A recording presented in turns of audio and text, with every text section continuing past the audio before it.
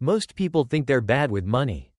They're not. They're just stuck below a line no one ever told them about. Cross it, and money stops feeling like a threat.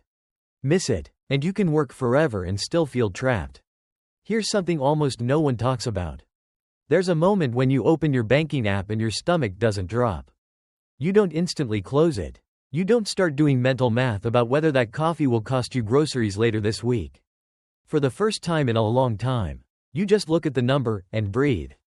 Most people think that feeling only comes once you're rich. $1 million, a six-figure salary, some imaginary finish line that always seems to move further away. But that belief is wrong. And it's quietly keeping millions of people stuck in financial stress far longer than they need to be. Because the truth is, there's a much smaller number that changes everything. Not because it lets you buy nicer things. Not because it makes you impressive to anyone else. But because it fundamentally changes how money feels inside your body. That number is $20,000. Before that point, money feels loud, urgent, threatening. Every decision carries weight. Every unexpected expense feels like a personal failure. Life becomes a constant state of financial reaction instead of intentional choice. After that point, something shifts. Subtly at first, then all at once. You stop thinking in terms of survival and start thinking in terms of options. Not fantasies. Not get-rich-quick dreams. Real, grounded options. This is Quietly Broke. Welcome. If you want to understand money not as a scoreboard, but as a psychological system that shapes your choices, your career, and your freedom, subscribe to the channel. These videos take time to research and build, and your support is what allows this work to continue. Before we go any further, let me ask you something. Which one feels closer to your life right now? A. You're constantly reacting to money and hoping nothing goes wrong. B. You have enough breathing room to think, plan, and say no when it matters. Comment A or B below. And that difference between reacting and choosing isn't about discipline or intelligence. It's about what's happening inside your brain when money is scarce. When you don't have savings, your mind operates in what psychologists call survival mode. And this isn't a metaphor. It's a biological response. Scarcity hijacks your attention and narrows your focus to the immediate present. Rent, bills, the next paycheck, the next emergency. Your brain becomes incredibly good at short-term problem solving and incredibly bad at long-term thinking. That's why people in financial stress often make decisions that look irrational from the outside. Taking the first job offer even when it's clearly a bad fit.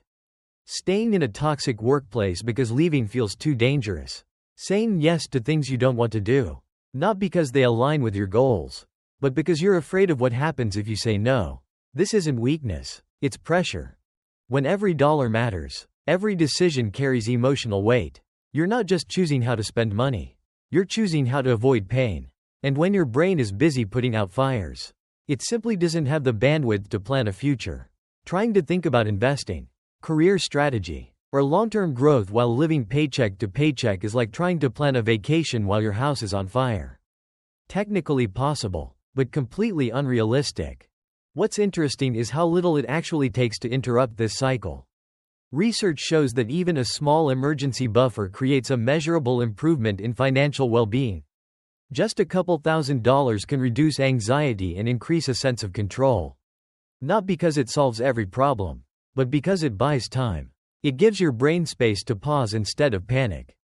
Now scale that buffer to 3 to 6 months of living expenses. For many people, that lands somewhere around $20,000. At that point, you're no longer operating under constant threat. Unexpected expenses stop feeling like disasters and start feeling like inconveniences. You're not suddenly fearless, but you're no longer cornered. This is the real reason that number matters. It's not about safety for safety's sake. It's about reclaiming your ability to think clearly. Once survival mode switches off, your questions change. You stop asking, "How do I get through this month?" and start asking, "How do I make this better?" And that single shift is what makes everything else possible. Once your mind is no longer trapped in survival mode, something else becomes painfully clear. The early stage of building wealth feels unfairly slow. This is the part almost no one prepares you for.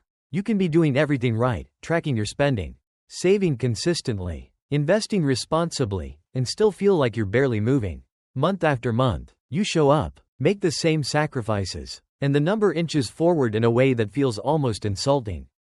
It's not dramatic, it's not motivating, and for many people, this is exactly where they give up.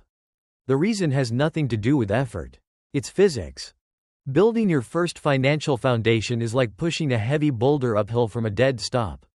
At the beginning, all of your energy goes into overcoming inertia. You're fighting gravity, friction, and doubt at the same time. Progress exists, but it's slow enough that your brain struggles to register it as meaningful. And because the human mind is wired to respond to feedback, the lack of visible momentum makes the work feel pointless, even when it isn't. This is where understanding the math matters. Imagine you're setting aside a fixed amount every month and investing it at a reasonable long-term return. Reaching your first $20,000 might take well over a year of consistent discipline. That timeline feels brutal, especially when the reward at the end doesn't look life-changing on paper. But here's the part that changes everything. Once that first foundation exists, time itself starts working differently. Your second $20,000 doesn't require twice the effort. It takes less time, even though you're doing the exact same things. Same monthly contributions, same investment strategy, same level of risk. The only difference is scale. Now your existing money is generating returns alongside your savings. Progress stops being linear and starts to curve upward.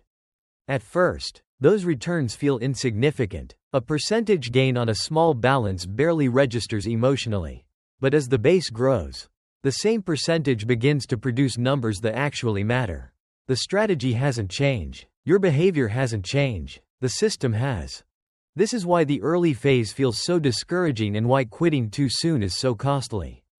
The work never gets easier, but the results start to show up faster. And once momentum takes over, you realize something important. You weren't bad at money. You were just stuck doing the hardest part without knowing it was the hardest part. And once momentum replaces that early frustration, the change stops being purely financial and starts becoming personal. This is where the real payoff begins. And it has very little to do with the numbers on your screen. Saving that first meaningful foundation doesn't just give you money. It quietly reshapes how you see yourself. You've proven something that most people never do. You've shown yourself that you can delay gratification, stick with a plan, and follow through even when there was no immediate reward. That proof matters, because confidence built from evidence is different from confidence built from motivation. It lasts. With that shift comes a subtle but powerful change in perception. You stop scanning the world for threats and start noticing opportunities that were always there but felt inaccessible before. When you were financially stretched, every unexpected expense was a crisis waiting to happen. A broken laptop wasn't an inconvenience. It was a setback. A car repair wasn't annoying. It was destabilizing. Your mind learned to associate surprise with danger. Now those same moments land differently. They still cost money, but they don't cost peace. And once fear loosens its grip, your attention opens up. You start evaluating choices instead of avoiding them. A friend mentions a business idea, and instead of dismissing it out of reflex, you can actually think it through. A course, a certification, a conference that could move your career forward no longer feels impossible. It becomes a question of return, not survival. This shift shows up most clearly in your relationship with work. When you're living paycheck to paycheck, your job owns you, not because you lack ambition, but because you lack margin. You tolerate environments that drain you. You stay quiet when something feels wrong. You avoid asking for more because the downside feels catastrophic. That fear leaks into everything. And people can sense it, even if they never name it. But when you have real savings behind you, the dynamic changes. You're no longer negotiating from desperation. You have what I call walking away money. Not because you plan to quit impulsively, but because you know you could survive if things went south. That knowledge alone changes how you show up. You ask better questions. You push back when boundaries are crossed. You advocate for yourself without shaking. And here's the irony. Most of the time, you never have to use that leverage. Just having it alters your posture. You become more confident, more selective, and more willing to take on meaningful challenges. People respond to that. Opportunities compound in subtle ways. Better projects lead to better visibility. Better visibility leads to better outcomes. And better outcomes accelerate the very foundation that created the shift in the first place. This is what people mean when they say money creates options. Not luxury, not excess. Options. The ability to choose instead of react. And once you experience that, you realize the money was never the point. It was the leverage it unlocked. And once you experience that sense of leverage, this is where most people make a quiet but devastating mistake. They reach that first real financial foundation and immediately treat it like a reward.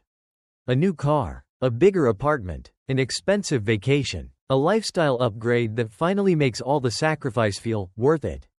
On the surface, it makes sense. You worked hard, you stayed disciplined, you earned it, but this is the moment where progress either compounds or collapses.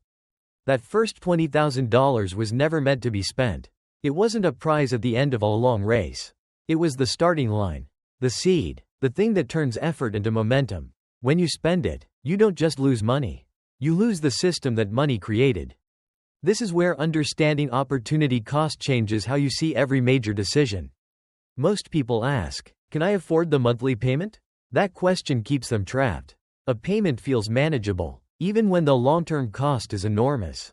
Take cars, for example. Between financing, insurance, maintenance, and fuel, it's easy to spend hundreds of dollars every month just to get from point A to point B over decades. That choice quietly drains hundreds of thousands of dollars from your future. And it gets worse. The moment you drive a new car off the lot, a chunk of its value disappears. You're not just spending money. You're actively converting potential freedom into depreciation. Compare that to investing the same resources into a diversified portfolio. One choice erodes, the other compounds. This doesn't mean you should never enjoy your money or live in deprivation. It means you need to be intentional. Once you have a foundation, the small expenses stop mattering nearly as much as the big ones. Coffee doesn't derail your future. Housing choices do. Transportation choices do. Career decisions do. These are the levers that quietly determine whether your life feels constrained or expansive. Here's the irony. The person driving the newest car often feels the most financial pressure. The person driving something reliable and unremarkable is often the one building real flexibility behind the scenes.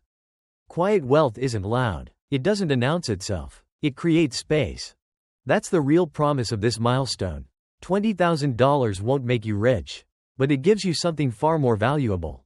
The ability to design your life instead of constantly escaping from it. And once you understand that, you stop chasing rewards and start protecting foundations. If there's one idea to carry with you from this entire conversation, it's this. Money doesn't change your life by what it buys, but by what it removes. It removes panic. It removes urgency. It removes the constant background noise of fear that quietly dictates your choices. That's why the first real financial foundation matters so much. Not because it's impressive, but because it gives you room to think. Before that foundation exists, life feels reactive. You're solving today's problem with tomorrow's energy. Every decision feels heavier than it should because the margin for error is thin. After that foundation is built, the same world looks different. Problems shrink. Options expand. You stop optimizing for survival and start optimizing for direction. And once that shift happens, progress stops feeling accidental and starts feeling intentional. The deeper lesson here is simple but uncomfortable. Freedom isn't created by dramatic breakthroughs. It's created by boring consistency protected over time. The goal isn't to feel rich. The goal is to feel untrapped. So how do you apply this right now? Stop chasing rewards and start protecting foundations. Build breathing room before you chase growth. Delay upgrades that impress others in favor of stability that protects you. Measure progress not by lifestyle, but by how many choices you can calmly say no to. Before we end, I'm curious, what does financial freedom mean more to you right now? A. Feeling safe. B. Having more options. Comment A or B below so others can see different perspectives. And if this helped you think about money in a quieter, more honest way, subscribe to Quietly Broke. Your support is what keeps these conversations going.